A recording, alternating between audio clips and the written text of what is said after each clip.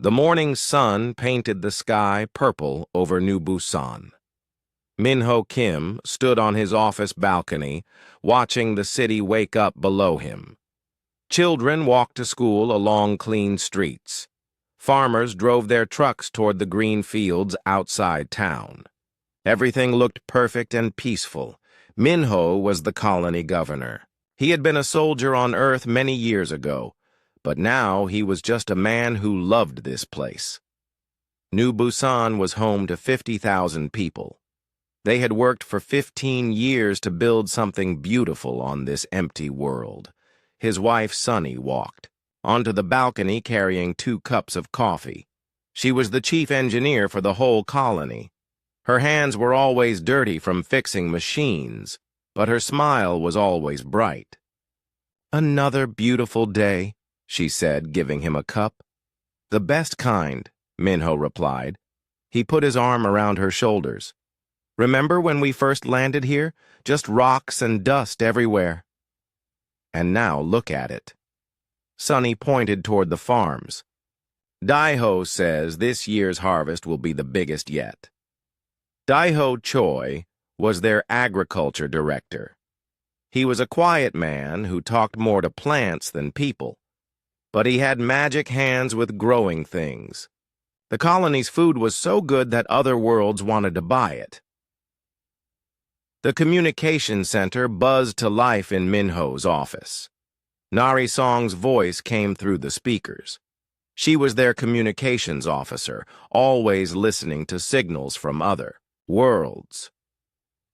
"Governor Kim, we have a message coming in," Nari said. "It's not from Earth. Unknown ship approaching our system." Minho and Sunny looked at each other. Unknown ships usually meant traders or explorers. Sometimes they brought news from other colonies, but something in Nari's voice sounded worried. They walked inside to the communication room. Nari sat at her desk wearing headphones. Her face was serious. "The ship is big, Governor. Really big. And there are more coming behind it." "What kind of ships?" Minho asked. "Military," said Ji-Won Lee, walking into the room. She was head of the Colonial Defense Force. Ji-Won was small, but tough. She had been watching the radar screens all morning. 5 ships, all warships. They're not human." Minho felt his stomach get tight. New Busan had defense ships, but they were small. They were meant to protect against pirates or accidents, not real war. "Have they sent any messages?" he asked. "Yes, sir, just came in." Nari played the message. The voice was cold and strange. It spoke human words, but the accent was alien. "Human colony on the 3rd planet. You have entered territory claimed by the Vorthak Empire. You have 72 hours to evacuate all humans from this world. After that time, we will remove you. Ourselves." The room went quiet. Outside, children were still playing in the streets.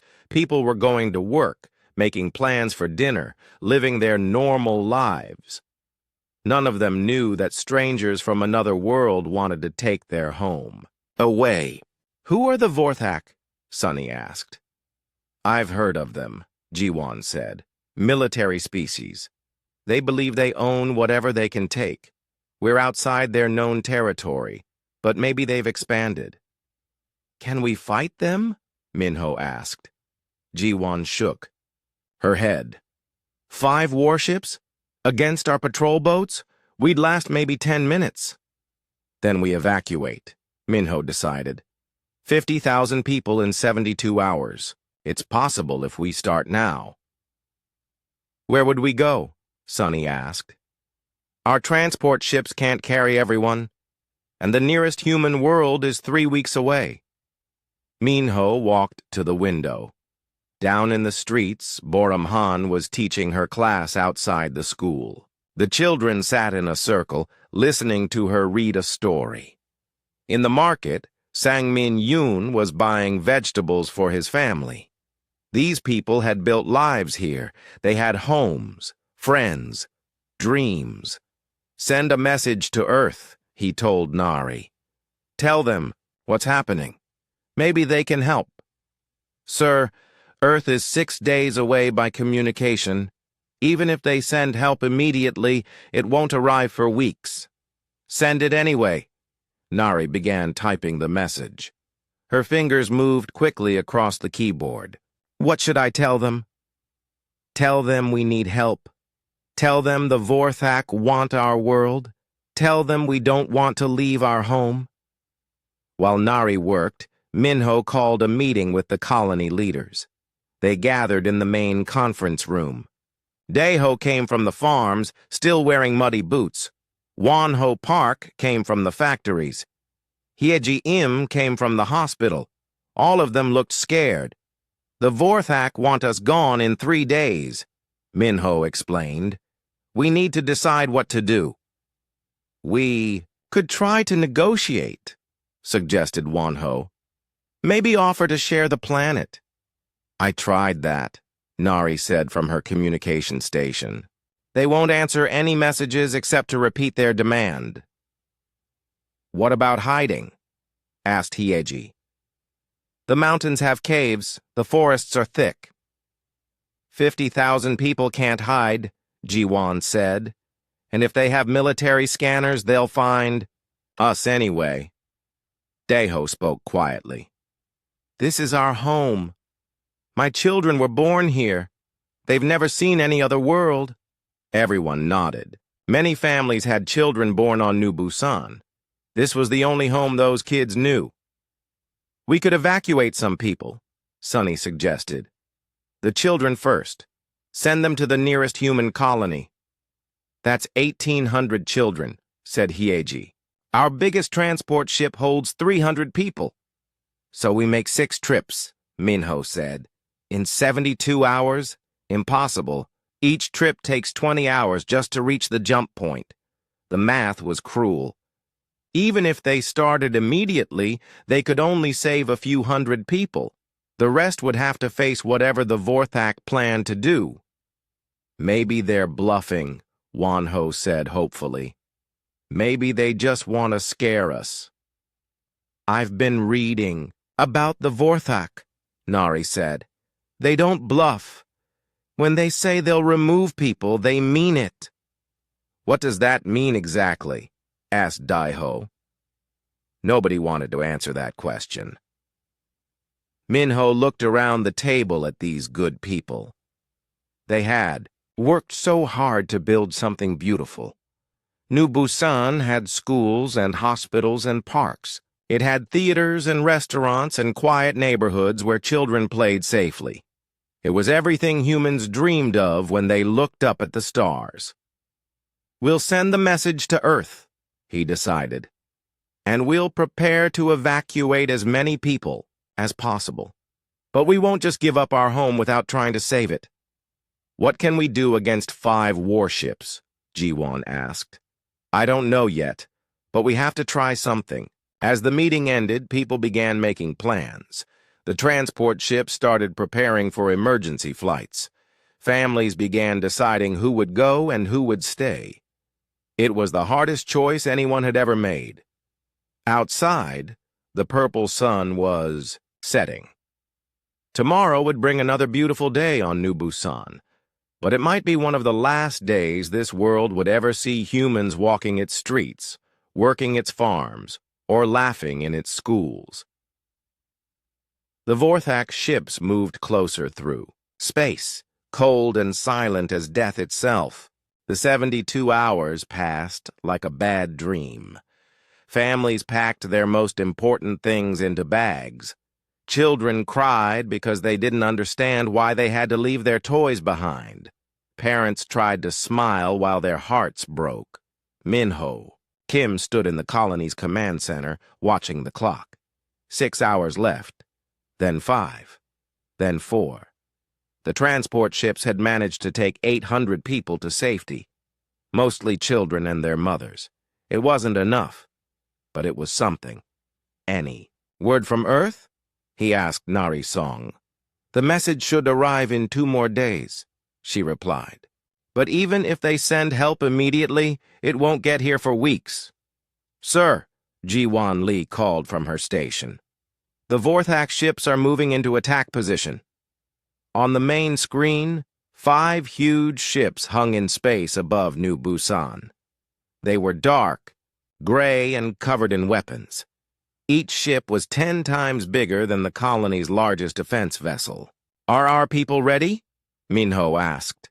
The evacuation ships are loaded, but we can only take 300 more people per trip, and we need 12 hours to reach the jump point safely. We don't have 12 hours. Hyunwoo Nam sat in his fighter, cockpit on the landing pad outside.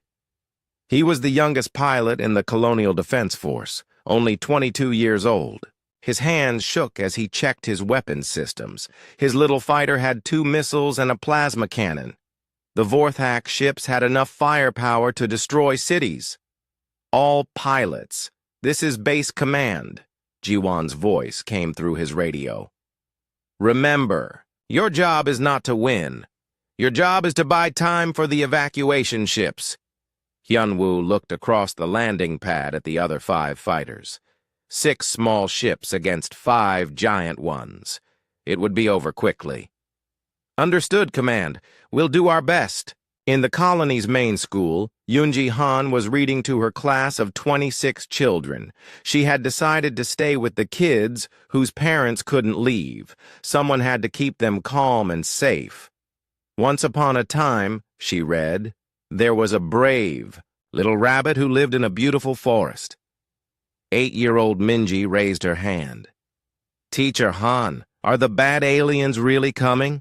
Yoonji smiled, even though she was terrified inside.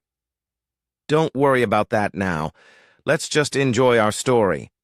But through the classroom window, she could see people running in the streets. Everyone knew what was coming. At the colony hospital, Dr. Sang-Min Yoon was treating a man who had broken his leg while loading an evacuation ship. The man's wife held his hand and cried. Doctor, will we see our children again? She asked. Their 3 kids had left on the first transport. Of course you will, Sang-Min said, wrapping the broken leg. But he wondered if he was lying. The hospital had 60 patients who were too sick to move. Sang-Min had chosen to stay with them. In the mountains outside the city, Ji-Hoon Ko was working deep underground in Mining Station 7. He was the station supervisor, responsible for 3 people, Mira Oh and Taijin Ryu. The mine was 500 meters below the surface, hidden in solid rock. Maybe we should go help with the evacuation, Mira suggested. Our job is to keep the mining computers running, Ji-Hoon replied.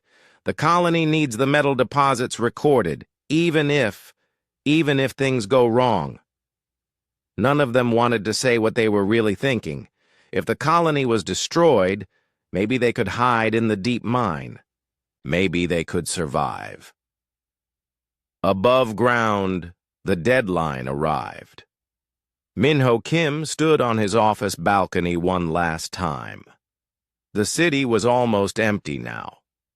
Most people had either left on the transport ships or moved to emergency shelters. But some had chosen to stay in their homes. They would rather die on their own world than live somewhere else as refugees. Sir, Nari's voice called. Incoming message from the Vorthak. Minho walked inside. The alien voice filled the room, cold and emotionless. Human colony, your time is finished.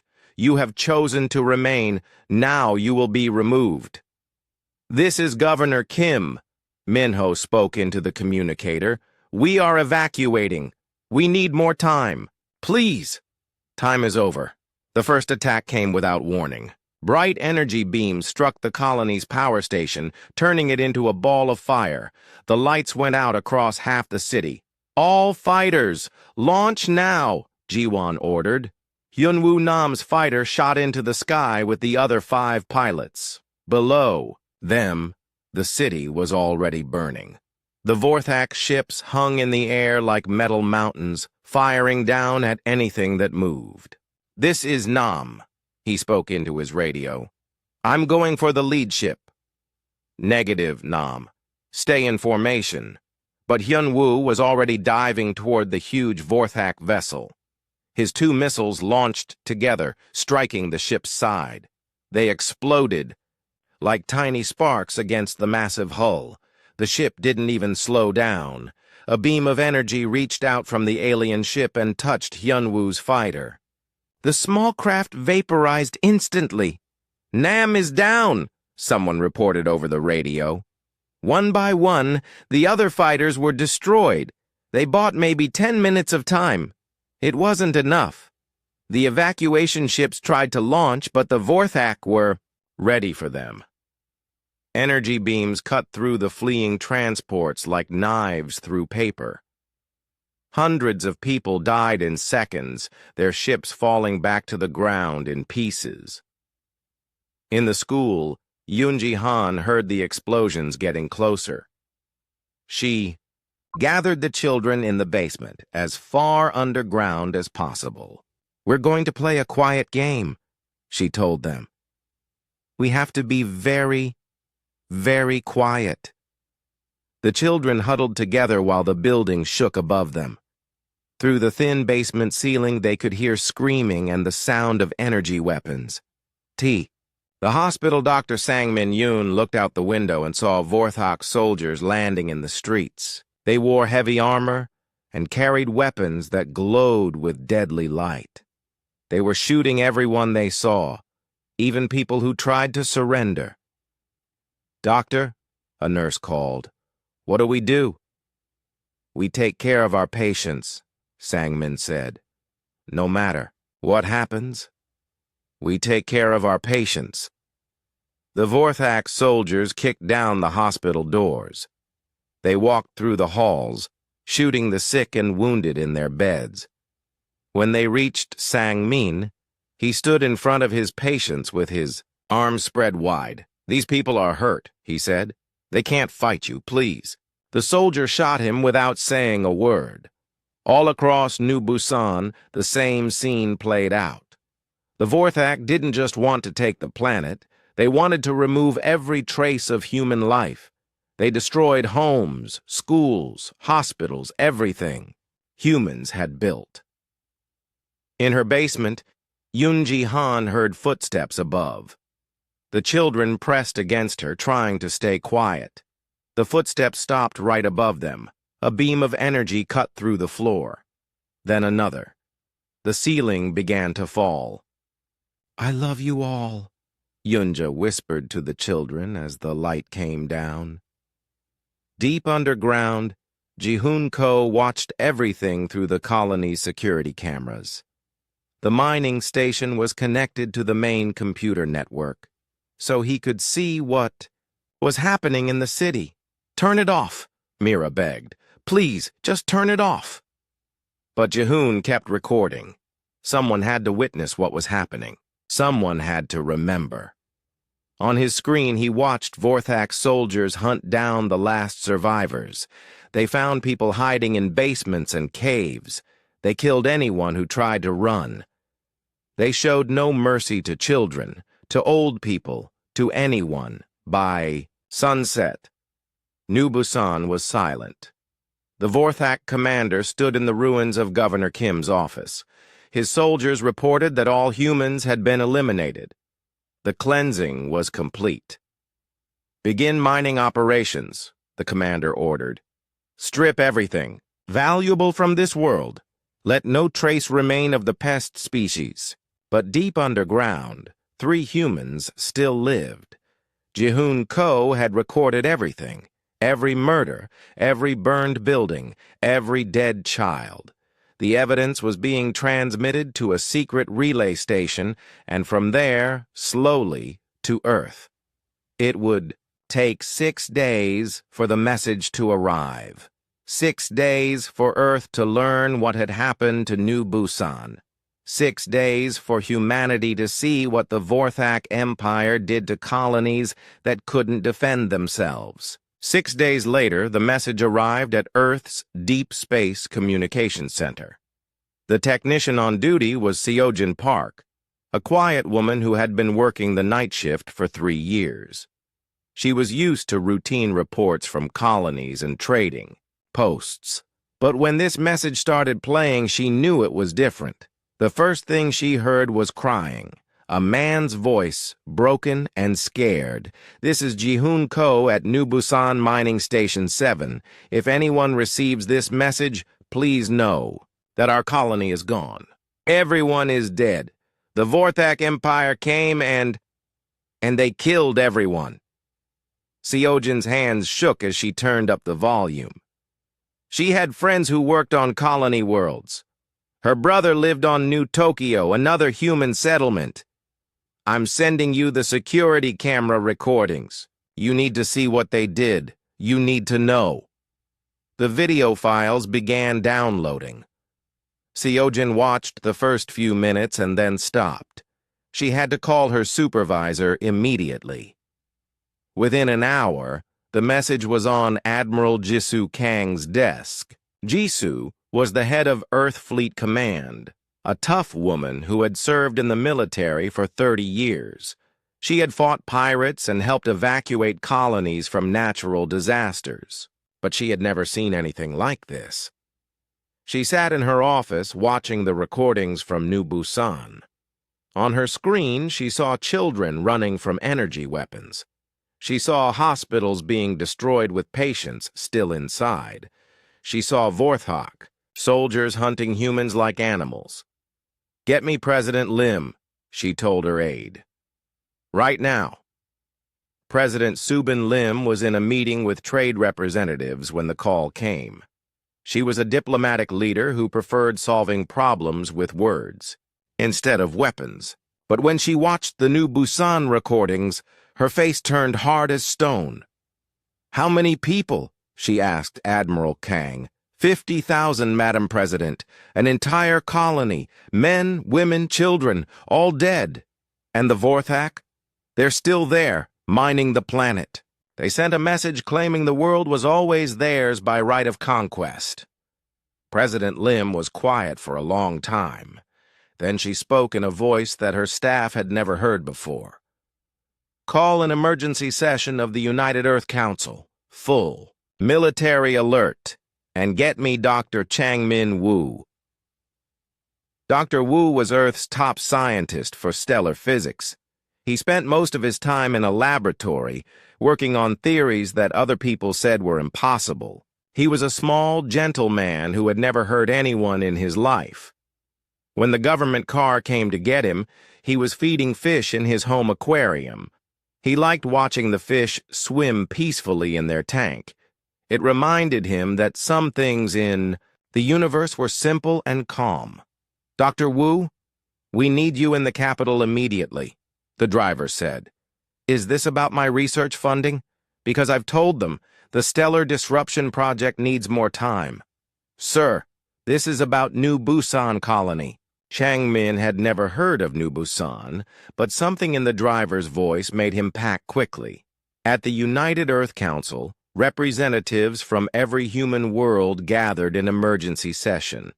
The meeting hall was full of angry voices. Some people wanted to send diplomats to negotiate with the Vorthak. Others wanted to evacuate all the outer colonies to safety. President Lim stood at the central podium. Behind her, a huge screen showed the last image from New Busan. The empty streets, the burned buildings, the complete silence where 50,000 people used to live. "Members of the council," she began.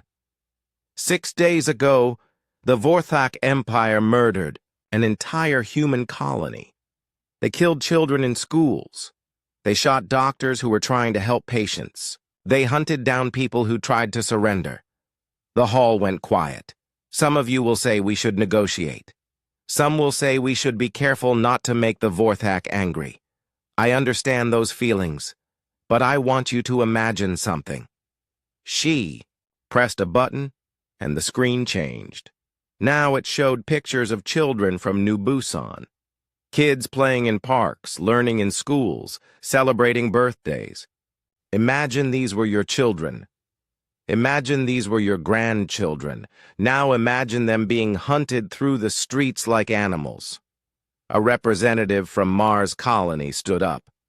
Madam President, we all feel terrible about New Busan, but starting a war with the Vorthak Empire could put every human world at risk. The war already started, President Lim replied. The Vorthak started it when they decided human children were acceptable targets. Admiral Jisoo Kang stepped to the podium. The Vorthak have never attacked a human colony before this. We've had almost no contact with them. This was not a border dispute or a trade argument. This was genocide. What do you recommend? Asked the representative from Luna City. Total military mobilization, Admiral Kang said.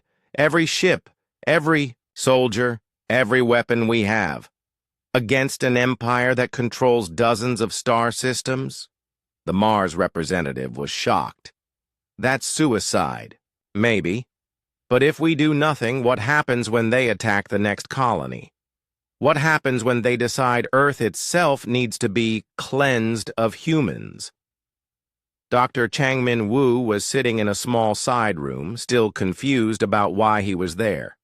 A military aide brought him coffee and asked him to wait.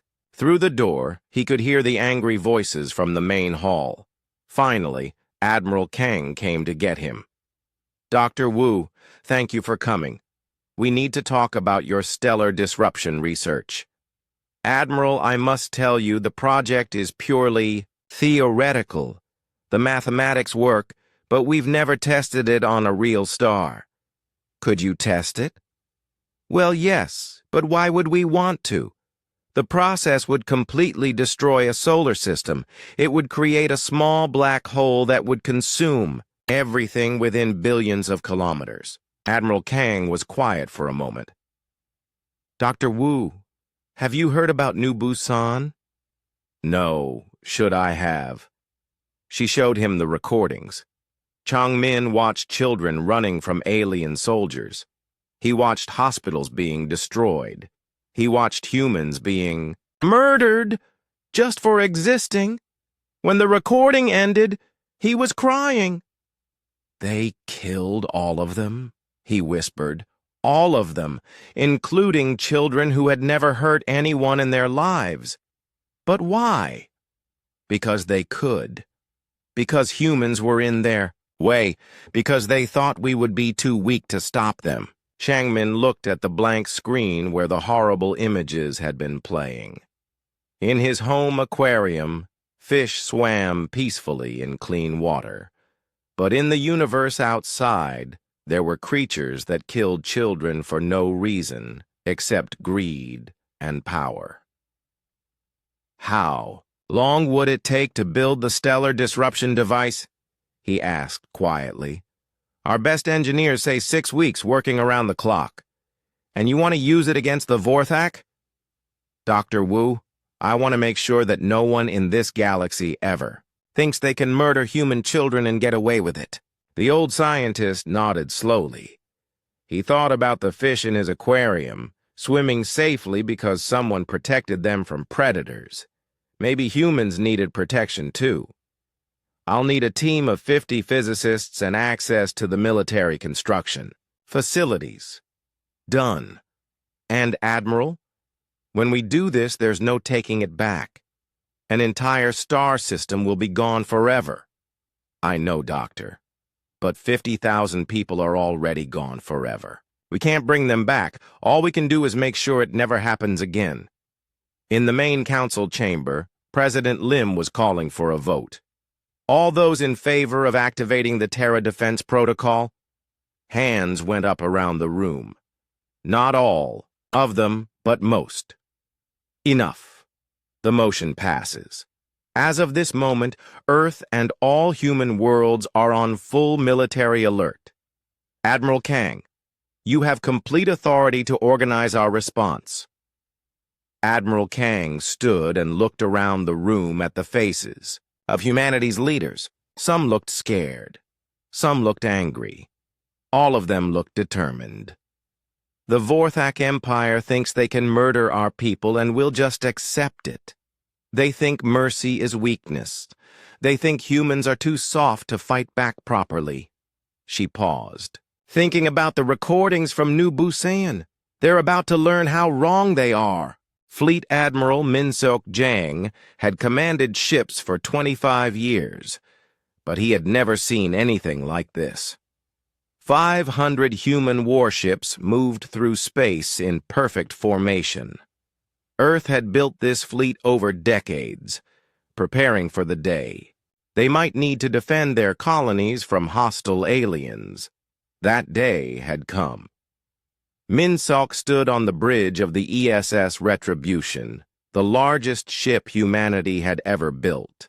Around him, his crew worked quietly at their stations. Everyone knew what they were going to do. Everyone knew there might be no coming back. "Admiral," called Captain Yuna Shin, "we're approaching the first Vorthak outpost. Recon data shows about 10,000 civilians. Any military presence? 3 patrol ships and a small garrison. Nothing that can threaten us?" Min-Seok nodded. "Signal the fleet. We go in exactly as planned." The human ships dropped out of hyperspace around the Vorthak mining station. It was a small facility built into an asteroid, harvesting rare metals. The Vorthak workers inside must have been terrified to suddenly see hundreds of alien warships surrounding them. But instead of attacking, the human ships just waited. Captain Yuna Shin's voice went out on all frequencies, speaking in the Vorthak language. She had spent 3 weeks learning it from the computer files captured at New Busan. "Attention, Vorthak personnel. This is Captain Shin of the Human Earth Fleet. We are not here to hurt civilians. You have 48 hours to evacuate all non-military personnel to your homeworld. After that time, this facility will be destroyed." The response came quickly from the station commander. His voice was confused and angry. "Human ships, this is Vorthak territory. You have no authority here. Withdraw immediately. Commander, we are giving you a chance to save civilian lives. We suggest you take it." "Why would you warn us? This is not how wars are fought." Captain Yuna was quiet for a moment. Then she responded, "Because we are not like you. We do not kill children." On the Vorthak station, chaos broke out. The workers had seen the recordings from New Busan. They knew humans had good reason to be angry, but they also knew their own. Military would never have warned enemy civilians before an attack. The station commander sent a message to Vorthak High Command asking for orders. The response came back quickly. "Evacuate immediately. We do not understand human tactics, but we cannot risk civilian lives." While evacuation ships launched from the mining station, the human fleet moved to their next target. This pattern repeated across Vorthak space. Human ships would appear around an outpost or colony. They would give 48 hours warning. They would wait while civilians evacuated. Commander Jinwoo Park was in charge of gathering intelligence about Vorthak military movements. His team had spent weeks breaking their communication codes.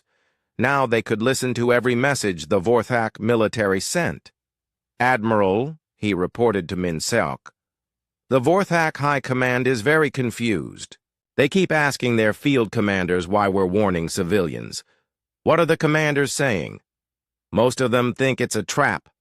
Some think we're trying to overcrowd their homeworld by forcing evacuations. None of them understand that we actually don't want to kill innocent people." This was exactly what Admiral Jisoo Kang had planned. The Vorthak military thought like soldiers. They could understand attacks and retreats, victories and defeats. But they couldn't understand an enemy that cared about protecting civilians. On the 5th day of the campaign, the human fleet reached a major Vorthak colony world. 2 million people lived there, mostly families of military personnel. The planet had strong defenses and a large garrison. "Admiral," Captain Yuna reported, "we're receiving a transmission from the planet's governor." The Vorthak governor's voice filled the bridge. He sounded desperate. "Human commander, we cannot evacuate 2 million people in 48 hours. It is impossible. Please, we need more time." Minseok thought about New Busan, where 50,000 humans had been given no time at all, where children had been hunted down in school basements, where doctors had been shot while trying to protect their patients. "You have 72 hours, he said finally. "After that, anyone remaining will be considered a military target." "Thank you," the governor said. "Why are you doing this? Your people could attack immediately and win easily." "Because someone has to be better." The evacuation of the colony world was massive. Transport ships flew constantly between the planet and the Vorthak homeworld. Families packed their entire lives into whatever they could carry. Children cried as they left their homes forever. But they lived. All of them lived. Meanwhile, in deep space, the 3 survivors from New Busan were finally rescued. A human stealth ship found Mining Station 7 and brought Jihunko, Mira-O, and Taijin Ryu to safety. When they arrived at Earth, news reporters surrounded them. The whole human species wanted to hear from the people who had witnessed the massacre. Jihun spoke to the cameras, his voice shaking with remembered fear.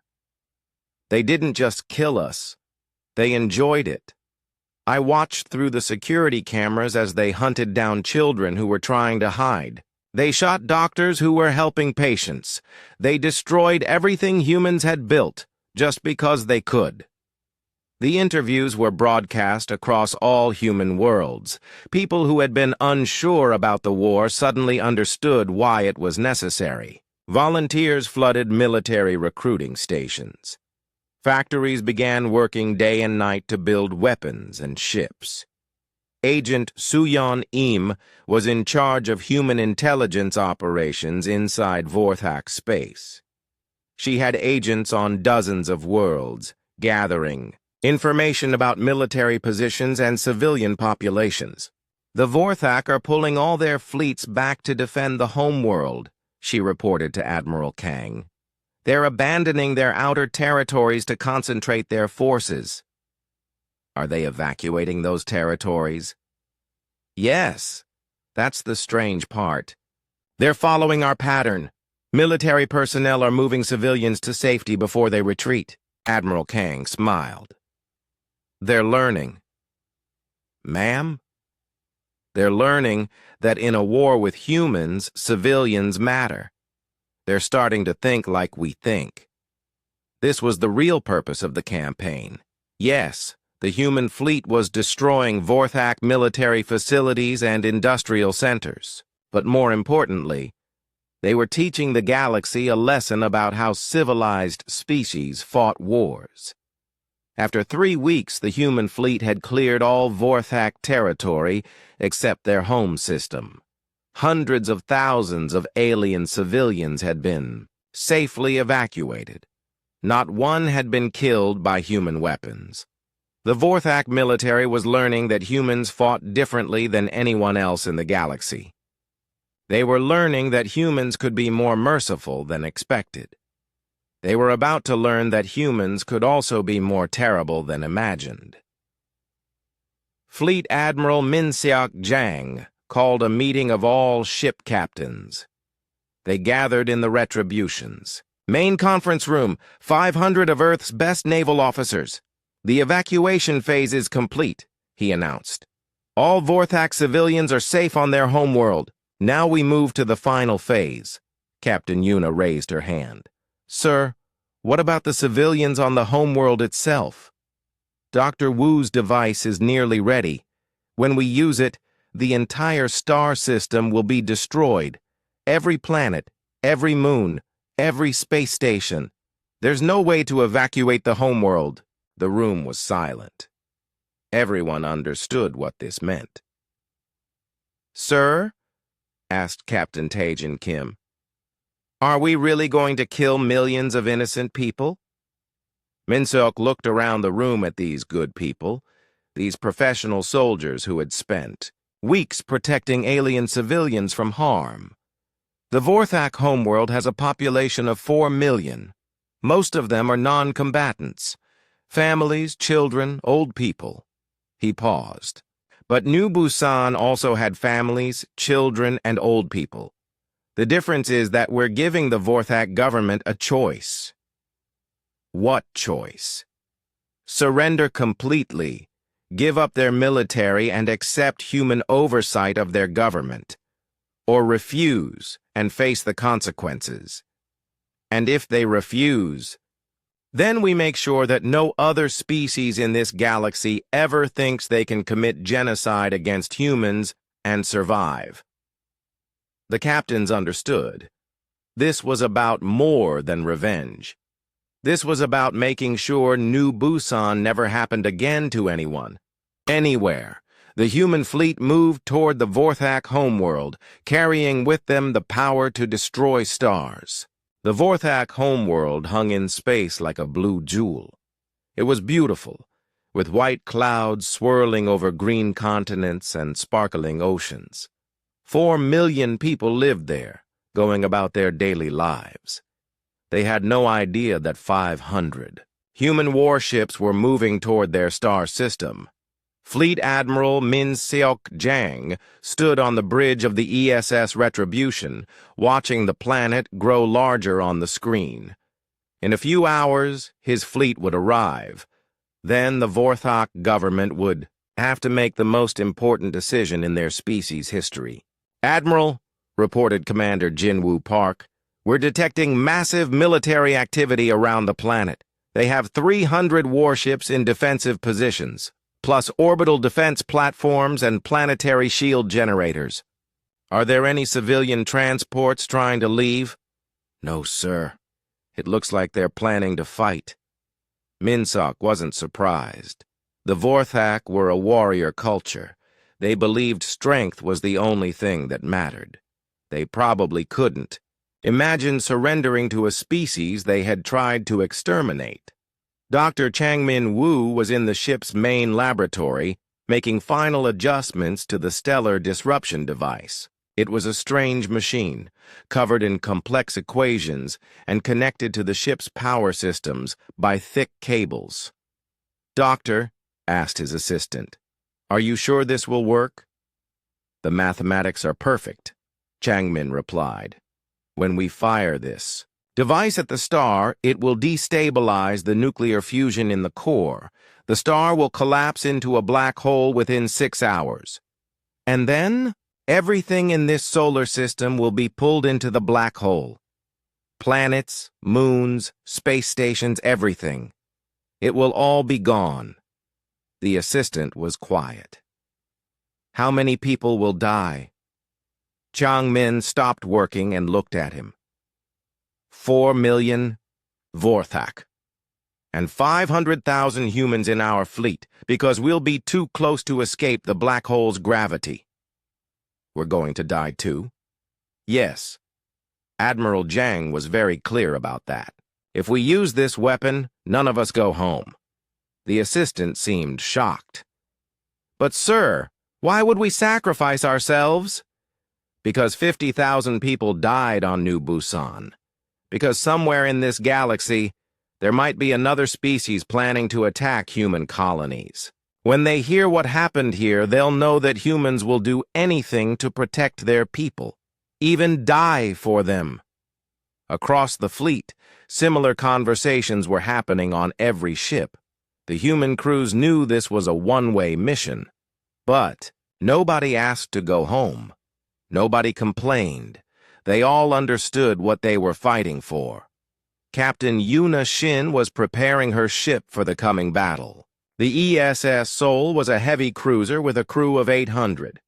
Most of them were young people who had joined the fleet to explore the galaxy and see new worlds. Now they were about to die fighting aliens they had never heard of 6 months ago. "Captain," asked her weapons officer, "do you think the Vorthak will surrender?" "No," Yuna said honestly. "They're too proud. They'll fight to the end." "Then why are we giving them the choice?" "Because that's what makes us different from them. We give people chances to do the right thing, even when we know they won't take them." The human fleet dropped out of hyperspace at the edge of the Vorthak home system. Immediately, alarms began sounding on every Vorthak ship and space station. They had never seen so many enemy warships in one place. Admiral Min Seok activated the fleet's communication system. His voice went out on all frequencies in the Vorthak language. "This is Fleet Admiral Min Seok Jang of the Human Earth Fleet. We are here because your government ordered the genocide of 50,000 innocent humans on New Busan colony. We are here to make sure this never happens again." The response came from the Vorthak Imperial Palace on the planet's surface. The voice was old and proud and completely unafraid. "Human Commander, this is Emperor Vorthak Prime. Your people invaded our territory. They were removed according to our laws. We will not apologize for defending our space. Your Honor, we have evidence that your military murdered children, shot wounded people in hospitals, and hunted down civilians who tried to surrender. This was not defense. This was genocide. The strong take what they need from the weak. This is the way of the universe." Minseok closed his eyes. He had hoped somehow that the Vorthak leader might show some regret for what had happened. Some, understanding that murdering children was wrong. But there was nothing. No remorse, no mercy, no basic recognition that other species had the right to exist. "Your Honor, I am authorized to offer you terms. Surrender all military forces, accept human oversight of your government. Help us make sure genocide never happens again in this galaxy. In return, your people will live." The Emperor's laughter came through the communication system. "Humans offering terms to the Vorthak Empire? You have 500 ships. We have 300 plus planetary defenses. This world has shields that can stop any weapon. You cannot win. Your Honor, we have a weapon that can destroy your star. Your entire solar system will be eliminated. Everyone will die, including us. Is your pride worth 4 million lives?" "You are lying. No such weapon exists. I'm sending you the technical specifications now. Have your scientists examine them."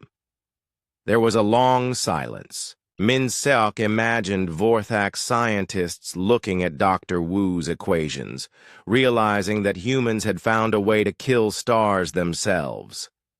Finally, the Emperor spoke again. His voice was different now, quieter, but still proud. "Even if your weapon exists, you would not use it. You have spent weeks evacuating our civilians from other worlds.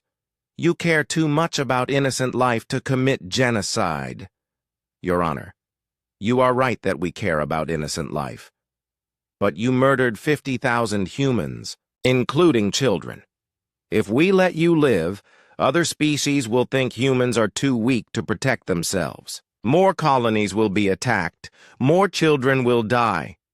So you would kill 4 million innocent people to save future victims? No. We are giving you the choice to save your people. Surrender now, and everyone lives. Refuse, and everyone dies." The Vorthak fleet began moving into attack formation. Their ships were beautiful, covered in elegant curves and painted in bright colors. Each one represented decades of engineering and artistic design. Within a few hours, they would all be destroyed. Captain Minsu Bay commanded a squadron of human fighters. His pilots were the best in the fleet, young men and women who could fly. Their ships like they were extensions of their own bodies. "All right, people," he told them over the radio. Remember what we're fighting for. Remember New Busan. Remember that those children deserve to grow up and see the stars." "Copy that, Captain," came the responses. For New Busan, the battle began when a Vorthak destroyer fired on a human scout ship.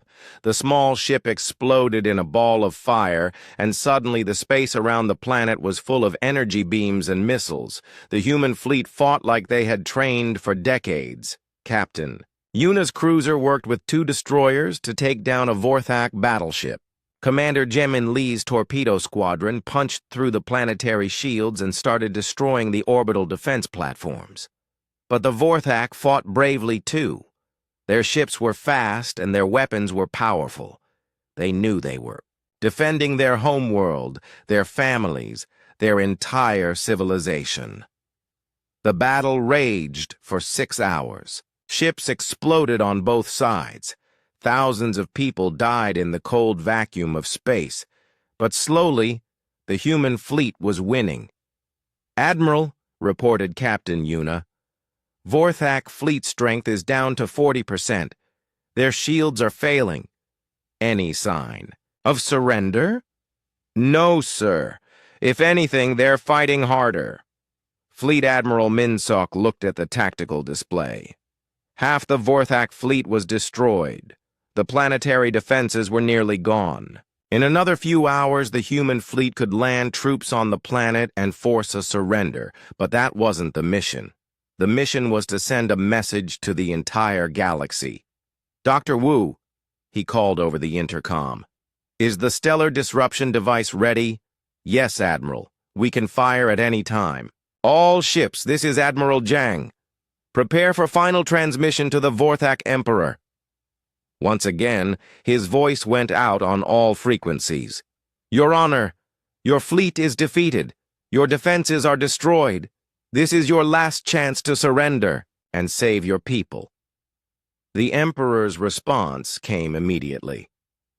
"We will never surrender to an inferior species. If you have the power to destroy us, then do it. But know that other races will call you genocidal monsters for what you do here today." Minsak was quiet for a long moment. Around him, the bridge crew waited for his orders. Everyone knew what was coming next.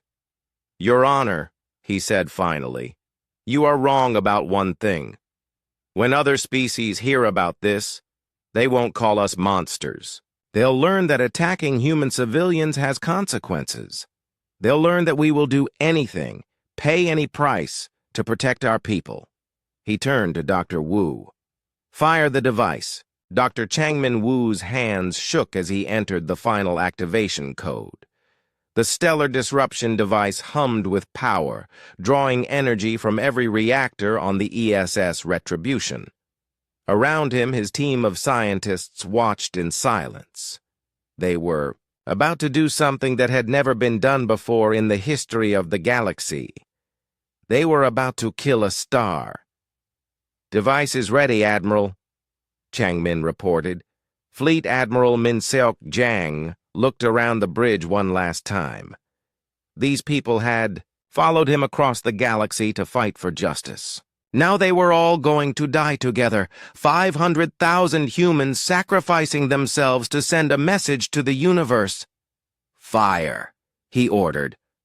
A beam of energy shot out from the Retribution toward the Vorthak sun. It was invisible to human eyes, but the ship's sensors tracked it as it crossed the solar system in seconds. When it reached the star, nothing seemed to happen. But deep inside the star's core, the nuclear fusion that had burned for billions of years began to change. The carefully balanced forces that kept the star stable started to collapse. "How long?" asked Captain Yunashin. 6 hours, Dr. Wu replied. "The star will collapse into a black hole, and then everything in this system will be pulled in, including us." On the planet below, Vorthak scientists were detecting the changes in their sun. Emergency broadcasts went out across the world, telling people what was happening. Most couldn't believe it. How could any species have the power to Destroy a star? Emperor Vorthak. Prime stood on his palace balcony looking up at the sky. The sun looked normal, but he knew it was dying. His scientists had confirmed the human weapon was real. In 6 hours, his world and everyone on it would be gone. Your Majesty, his advisor said, we could surrender now. Perhaps the humans would stop the process. No, the Emperor replied. It's too late for that, and we would not beg anyway. He thought about the human colony his forces had destroyed. He had never seen the recordings, never watched the children running from his soldiers. To him, it had just been a military operation, clearing inferior beings from valuable territory. Now he understood that those inferior beings had the power to end entire civilizations. Across the galaxy, other alien species were receiving the same message from human ships. It was a detailed recording of everything that had happened: the massacre on New Busan, the hunt for the Vorthak fleet, and now the destruction of their homeworld. The message was simple. Humanity protects its own. Attack human civilians and face complete annihilation. On the planet Koresh, the Malthon Confederation was planning to raid human shipping routes. When they saw the message, they canceled all their plans immediately. On the world of Nexus Prime, the Helian Republic had been considering whether to demand tribute from human colonies. They decided very quickly that tribute wasn't worth the risk. Species after species across the galaxy watched the same recordings and came to the same conclusion. Humans were not the weak, peaceful race they had appeared to be. Back in the Vorthak system, the star was visibly changing. Its light was getting dimmer and redder.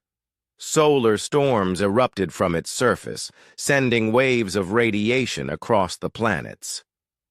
"Admiral," reported the ship's science officer, "gravitational anomalies are beginning. We have maybe 1 hour before the black hole forms completely." "Any word from the planet?" "They've stopped all communication. I think they're spending their last hours with their families." Minsuk nodded. He understood that. If he was going to die, he would want to be with the people he loved too. But the human fleet was far from home. Their families were safe on Earth, on Mars, on dozens of colony worlds. These 500,000 people had chosen to die so that human families everywhere could live in peace. Captain Minsu Bay was in his fighter, flying patrol around the fleet. He looked at the dying star and thought about his daughter back on Earth. She was 8 years old, the same age as some of the children who had died on New Busan. "This is for you, So-young," he whispered to himself, "so you never have to be afraid of monsters in the dark." Dr. Wu was still monitoring his device, making sure it worked properly. The weapon was performing exactly as his equations had predicted. The star was collapsing on schedule.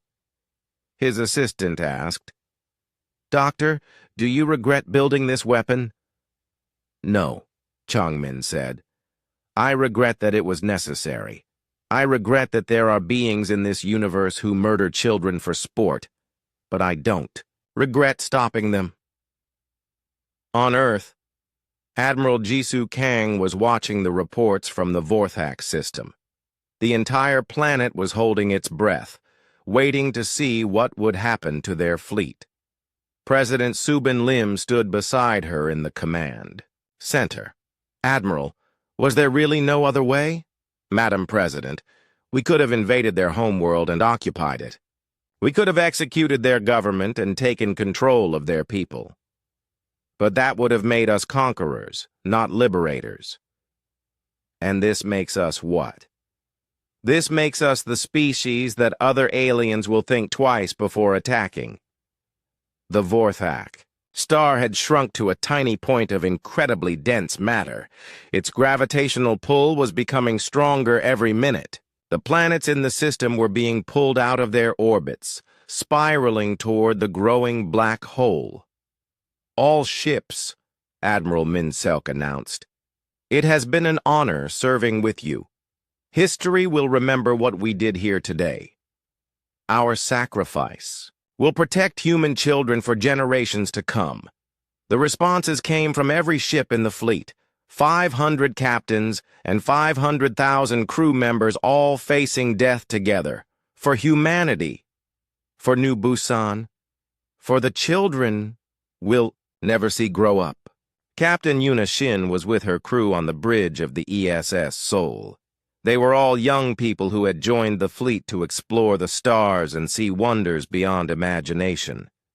Now they were seeing the ultimate wonder, the birth of a black hole.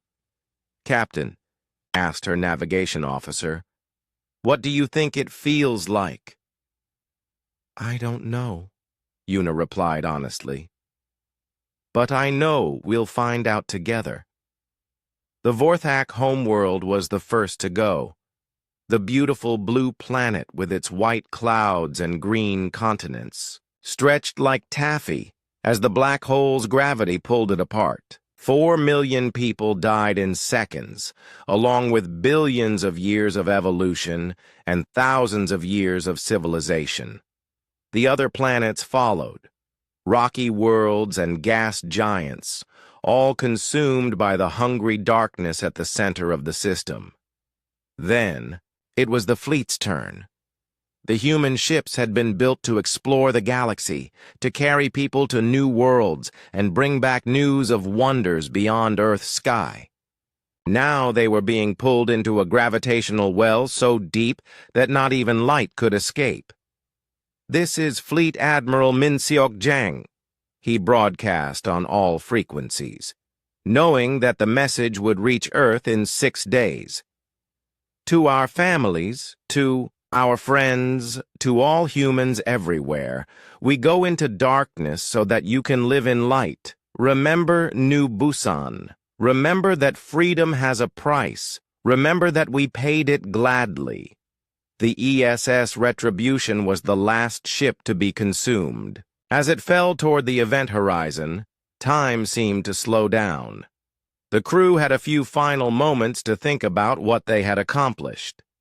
Dr. Changmin Wu thought about his fish aquarium back on Earth. He hoped someone would remember to feed them. Captain Yuna Shin thought about the children on New Busan who had died in school basements, and how they would never be forgotten. Fleet Admiral Minseok Jang thought about the message they were sending to the galaxy, that humanity would do anything, pay any price, to protect innocent life. Then the black hole took them all. 6 days later, the news reached Earth. The entire human species mourned for their heroes, but they also celebrated because the message had been received across the galaxy. No alien species attacked human colonies after that day. The Sol Doctrine became famous throughout known space: touch human civilians and face complete annihilation. 5. Years later, something unexpected happened. Advanced human medical technology had progressed to the point where people could be brought back from death if their brain patterns had been preserved in quantum storage. The colony of New Busan had maintained quantum archives of all its citizens. Governor Minho Kim opened his eyes in a medical facility on the new world called New Seoul, built where New Busan had once stood. "Where am I?" he asked the doctor. "You're home," she replied. "You're safe. Everyone from New Busan is being restored. It will take time, but you'll all be together again." Minho looked out the window and saw a familiar sight: children playing in clean streets, farmers working in green fields, families building a life among the stars. But something was different. In the memorial garden at the center of New Seoul, 50,000 trees grew in perfect rows. Each tree bore a small plaque with a name, the people who had died on New Busan, and in the center of the garden stood a larger monument. It listed 500,000 names, the crew of the fleet that had given their lives to avenge New Busan and protect all human colonies everywhere. Minho read some of the names: Admiral Minseok Jang, Captain Yuna Shin, Dr. Chang Min Woo, Captain Minsu Bai. Heroes he had never met, who had died so that he and his people could live again. At the bottom of the monument, simple words were carved in stone. They died so that no human child would ever again face what the children of New Busan faced. The galaxy remembers their sacrifice. The galaxy remembers their message. Humanity protects its own. Across the galaxy, on 1,000 different worlds, alien children learned about the day a star died to protect human innocence.